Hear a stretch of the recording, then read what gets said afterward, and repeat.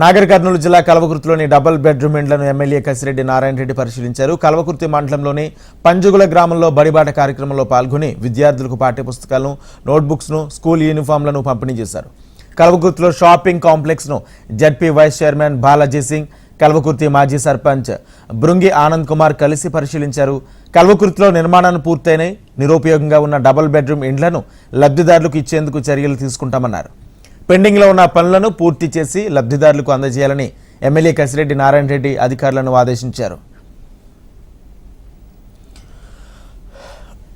School open అయిన రోజుకే వాళ్ళకి డ్రెస్సెస్ కానీ, పుస్తకాలు కానీ, నోట్బుక్స్ అన్నీ కూడా ఇవ్వాల్సినవి మొదలే ఇవ్వాలని చెప్పినారు. ఇది అన్ని స్కూల్స్ వాళ్ళకు ఇప్పటికే వెళ్ళి ఉన్నాయి. వారి ఉద్దేశం స్కూల్ కంటే బిఫోరే కావాలని.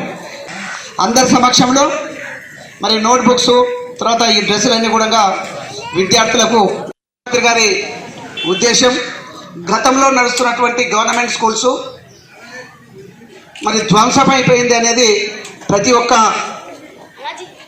గవర్నమెంట్ స్కూల్కు పంపించే తల్లిదండ్రుల యొక్క ఆలోచన అది.